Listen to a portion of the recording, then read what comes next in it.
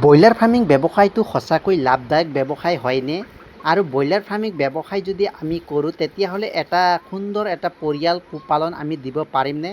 এইবিলাক সঁচাকৈ হয়নে? 1000 যদি কেপাচিটি আমি যদি ফাৰ্মিং কৰোঁ আমাৰ কি লাভ হয়, তাৰ উপৰিও আমাৰ খৰচ নিজৰ হাত খৰচ ওলোৱাৰ উপৰিও নিজৰ পোহপালন ভালকৈ আমি দিব পাৰিমনে নোৱাৰিম, এইবিলাক গোটেই সবিশেষে মই এইটো ভিডিঅ'টোত আপোনালোকক দিব গৈ আছোঁ। নমস্কাৰ, Raju village poultry farm business grow' YouTube চেনেলটোলৈ আৰু এটা নতুন ভিডিঅ'টোলৈ আপোনালোকক স্বাগতম জনাইছোঁ। প্ৰিয় ফাৰ্মাৰসকল, আপোনালোকে দেখা পাইছে এইটো 1200-1300 কেপাচিটিৰ যোনটো ব্ৰইলাৰ ফাৰ্মিং। আপোনালোকে যদি 1300 কেপাচিটি যদি ব্ৰইলাৰ ফাৰ্মিং কৰে, মিনিমাম 1000 কেপাচিটিৰ পৰা যিহেতু কোম্পানীয়ে দিয়া ষ্টাৰ্টিং কৰে, আপোনালোকে মিনিমাম যদি ফাৰ্মিং কৰিবলৈ হ'লে আপোনালোকে দীঘল কিমান ৰাখিব আৰু তাৰ উপৰিও বহল, সেইটো দুটা হিচাপ কৰিহে আপোনালোকে ফাৰ্মিংটো বনাই ল'ব। তেনেহ'লে আপোনালোকে তাত 1.5 যোনটো স্কুৱেৰ ফুট, আপোনালোকে সেইটো হিচাপমতে এটা মুৰ্গীক স্কুৱেৰ ফুট 1.5 যিহেতু লাগতিয়াল হয়, আপোনালোকে কিছুমান যদি ঠাণ্ডা দিনত আপোনাৰ 1.3ও কিন্তু ব্যৱহাৰ কৰা হয়। এতিয়া প্ৰিয় ফাৰ্মাৰসকল, আপোনালোকে পোনপ্ৰথমে আপোনালোকে সঁচাকৈয়ে 1300 কেপাচিটি যদি ব্ৰইলাৰ ফাৰ্মিং আমি কৰোঁ, তেনেহ'লে আমাৰ সুন্দৰকৈ এটা পৰিয়াল, কিন্তু সৰু এটা পৰিয়ালহে পোহপালন দিব পাৰিব। যদি আপোনালোকে যদি 2000 যদি কেপাচিটি কৰে, তেতিয়াহ'লে আপোনালোকে ধুনীয়াকৈ এটা মানে নিজৰ হাত খৰচ ধুনীয়াকৈ এটা ওলোৱাৰ উপৰিও আপোনালোকে নিজৰ খৰচ বহন কৰাৰ উপৰিও ধুনীয়াকৈ আপোনালোকে চলিব পাৰিব। কিন্তু 1200-1300 কেপাচিটি যদি আপোনালোকে কোম্পানী পল্ট্ৰি ফাৰ্মিং কৰে, তেতিয়াহে আপোনাৰ অলপ অসুবিধা হয় আৰু আপোনাৰ যোনটো 500-600 এনেধৰণেহে হাজিৰা এটা বহে। এতিয়া আপোনালোকক মই বেছিক এটা ক'ব যাওঁ, যদি আপোনালোকে বছৰত যদি মিনিমাম যদি 6 বেচ 7 বেচ যদি আপোনালোকে ফাৰ্ম যিটো ওলাই দিলে, আপোনালোকে এটা বেচত যদি মই মিনিমাম ধৰিছোঁ 20,000 টকা, যদি 1000 কেপাচিটিৰ পৰা 1200-1300 1000 কেপাচিটিৰ ভিতৰত আপোনাৰ 20,000 মই কাটি কিনে যদি 20,000 টকা ধৰোঁ, তেনেহ'লে আপোনাৰ যদি 6টাও যদি 1,20,000 যোনটো হিচাপ ওলাই থাকে, গোটেই কাটি কেনেও ইমান টকা যিহেতু আপোনাৰ থাকিবই। তাৰোপৰি আপোনালোকৰ এক্সট্ৰা অলপ চলপ ইফাল সিফাল থাকে, সেইটো আপোনালোকে সকলোৱে যদি ফাৰ্মিং কৰে তেনেহ'লে আপোনালোকে সকলোৱে গম পাব।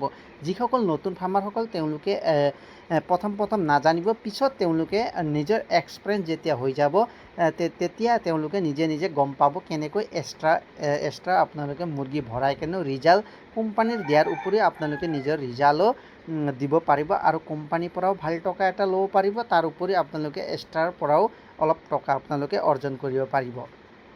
এতিয়া আমাৰ নিজে যদি আপুনি প্ৰাইভেটলি যদি কৰে, তেতিয়াহ'লেতো আৰু আপোনাৰ 2 টকা আৰু বেছিও পাব আৰু তাৰ উপৰিও ৰিস্ক কিন্তু অলপ বেছি থাকিব। কিন্তু আপোনালোকে যদি ৰিস্ক ল'ব পাৰে, তেনেহ'লে আপোনালোকে 100 কেপাচিটিৰ পৰাই যিহেতু আপোনালোকে ষ্টাৰ্টিং কিন্তু কৰি লওক। মই ভাবোঁ আপোনালোকে পৰাপক্ষত কোম্পানীৰ লগত জড়িত হৈ আপোনালোকে যদি ফাৰ্মিং কৰে, তেতিয়াহ'লে কোনো ধৰণৰ লছৰ কথা খুবেই কম আহি পৰে আৰু আপোনালোকক গোটেই শিকোৱাৰ পৰা লৈ কেনে গোটেইখিনি আপোনালোকে শিকিবও পাৰিব আৰু তাৰ উপৰিও আপোনালোকে এটা মুৰ্গীয়ে কিমান কেজি দানা খায়, কিমান ৱেইট দিয়ে, সেইটো আপোনালোকে ভালকৈ গম পাব। যদিহে আপোনালোকে কোম্পানী পল্ট্ৰি ফাৰ্মিং কৰে, তেতিয়াহে এই কথাটো গম পাব।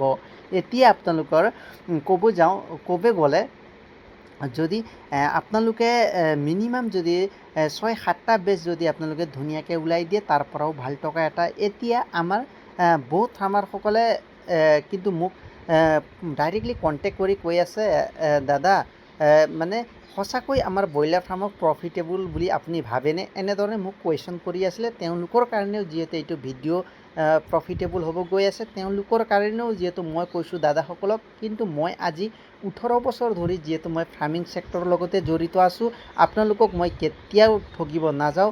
সঁচাকৈ লাভদায়ক আছে। আপোনালোকে কোনো এটা ছেক্টৰতে আপোনালোকে যাওক, 30 দিন 30, 35, 36 নহ'লে 40 দিনৰ ভিতৰত আপোনালোকে ভাল ইনকাম এটা আহি থাকে। সেইটো কোনো এটা কিবা যদি আপোনালোকে ছাগলী ফাৰ্মিঙে কৰে, যদি গৰু ফাৰ্মিং কৰে, কিন্তু গৰু ফাৰ্মিং যোনটো ডেইৰী ফাৰ্মিঙত আপোনাৰ আছে, ডেইলি আৰম্ভণিৰ পৰাই কিন্তু গাখীৰ বেছি লাভৱান কৰিব পাৰে। কিন্তু ফাৰ্মিং ক্ষেত্ৰত এনেদৰে নহয়, আপোনাৰ 40 দিনত কিন্তু আপোনালোকৰ লিফ্টিং হ'ব যদি কোম্পানী ফাৰ্মিং হয় 40 দিনত আপোনালোকে ধুনীয়া ঠাণ্ডা দিন হ'লেতো 40 দিনত আপোনাৰ 2.5 কেজি 2 কেজি 800 900 এনেধৰণৰ আহে। এতিয়া ৰেট কিন্তু উঠা নমা হৈ থাকে, কিন্তু একো নাই। বৰ্তমান সময়ত কিন্তু ৰেট খুবেই কম। যদি আপোনালোকে প্ৰাইভেটলি থাকে তেনেহ'লে লছ হোৱা সম্ভাৱনা 100% আছে। এতিয়া আমি আমাৰ এতিয়া যদি পৰিয়াল যদি পোহপালন দিবলৈ হ'লে আমি পোনপ্ৰথমে 1000 নহ'লে 1200 কেপাচিটিৰ ফাৰ্মটো বনাই লোৱাটো অত্যন্ত প্ৰয়োজন। কাৰণ যদি আপোনালোকে কোম্পানীৰ যদি লগত এগ্ৰিমেণ্ট কৰি যদি ফাৰ্মিং কৰে তেতিয়াহ'লে আপোনালোকক মিনিমাম 1000 কেপাচিটি কিন্তু আপোনালোকে বনাব লাগিবই।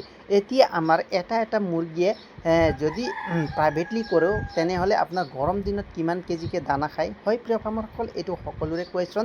কিন্তু বহুত ক্ষেত্ৰত আপোনাৰ ঠাণ্ডা দিনত অলপ বেছিকৈ খায়, গৰম দিনত অলপ কমকৈ খায় দানা। যিহেতু এটা মুৰ্গীয়ে যদি মিনিমাম যদি গৰম দিনত 3 কেজি, মই এভাৰেজত ধৰি দিছোঁ 3 কেজি যদি খায়, 2 কেজিও যদি আপোনাৰ ৱেইট দিছে তথাপিও আপোনাৰ একেবাৰে লছ নাই। আৰু যদি আপোনালোকে নিজে পাৰ্চনেলি যদি আপোনালোকে কৰিছে, পাৰ্চনেলি কৰিলেতো আৰু খুবেই লাভ থাকিব। এতিয়া প্ৰিয় ফাৰ্মাৰসকল, আমি এনেধৰণে কৰিব লাগে যাতে আমাৰ ফাৰ্মিঙত আমাৰ যদি খুবেই ইণ্টাৰেষ্ট আছে তেনেহ'লে আমি ব্ৰইলাৰ ফাৰ্মিং আমি ৰানিং হিচাপে চলোৱাটো চেষ্টা কৰিব লাগে। কেনেধৰণে ৰানিং? কাৰণ আপুনি আৰু এক্সট্ৰা ঠাইতো দুটা যদি আপোনাৰ ফাৰ্ম থাকে তেনেহ'লে আপোনাৰ টকাৰ কাৰণে কোনো ধৰণৰ অসুবিধা আহি নপৰে। কাৰণ এটা যদি ফাৰ্মিং উঠাৰ লগে লগে আনটো এটা ফাৰ্মিং আকৌ তাত কিন্তু আপোনাৰ মুৰ্গী থাকিবই। তেনেদৰে যদি আপুনি কোম্পানী যদি ফাৰ্মিং কৰে তেতিয়া আপোনালোকৰ লছৰ কথা একেবাৰে আহি নপৰে। কিন্তু আপোনালোকক ক'ব যাওঁ, ইয়াত যিটো এইটো এখন আৰু এখন ইয়াত যিটো 2খন আছে আৰু আমাৰ গাঁৱতে আৰু 2খন আছে, 4খন যিহেতু আছে। এটা যেতিয়া ফাৰ্মিং আমাৰ লিফ্টিং হয় আৰু এটাত যিহেতু পোৱালি থাকে, আমাৰ তাতো যিহেতু পোৱালি আছে, যিহেতু 2টা ফাৰ্মিং উঠিলে আৰু 2টা ফাৰ্ম যিহেতু থাকে। এতিয়া আপুনি ভাল এটা টকা নিজৰ পৰিয়াল পোহপালন দিয়াৰ উপৰিও আপুনি 2 টকা এটা লাভ কৰাৰ উপৰিও নিজৰ যদি আলহীৰ পৰা লৈ কিনে A to Z মানে যিকোনো ক্ষেত্ৰত আপোনালোকে ব্ৰইলাৰ আপোনালোকে ঘৰতে খাবলৈ সুবিধা হ'ল আৰু কোনো ধৰণৰ আপোনাৰ এনেধৰণে কিনি খাবলৈ যাতে নপৰে, এনেধৰণে আপোনালোকে ফাৰ্মিং কৰিব। এতিয়া বেমাৰৰ কথা কওঁ।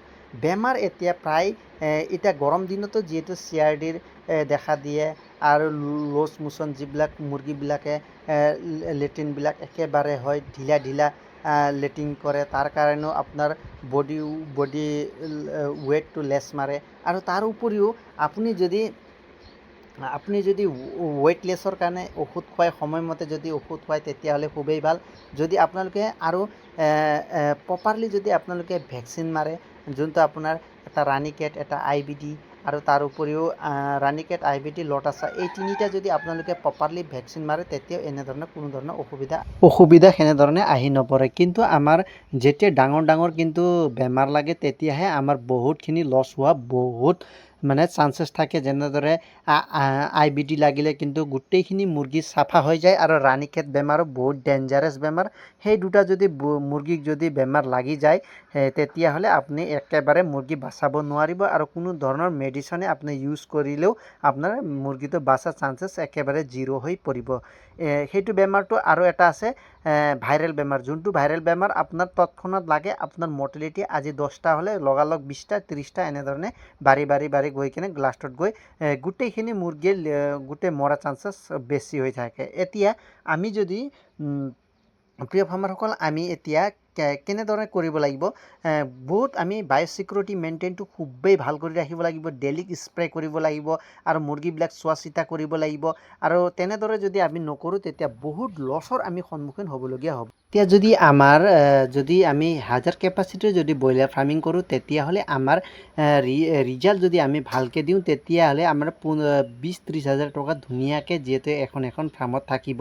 কেতিয়াবা অলপ ইফাল সিফাল হ'বই, সেইটো যিহেতু বিজনেছত লাভ লছ যিহেতু থাকিব। আজি এইটো ভিডিঅ' বনোৱাটো উদ্দেশ্য এটাই হয়, কিছুমানে মোক বহুতে কুৱেশ্যন কৰি থাকে, ব্ৰইলাৰ ফাৰ্মিং কৰি সঁচাকৈ লাভদায়ক হয়নে আৰু কেনেকৈ কৰিব পাৰি আৰু কিমান টকা আমাৰ খৰচ আহি, এনেদৰে মোক যিহেতু কুৱেশ্যন কৰি আছে, তেওঁলোকৰ কাৰণে বিশেষকৈ মই কৈছোঁ, আপোনালোকে আই বটনত দিয়া আছে, এটা যদি ফাৰ্মিং যদি মিনিমাম বনাবলৈ গ'লে আমাৰ কিমান টকা খৰচ আহিব সেইটো মই ডিটেইলছটো দিয়া আছে।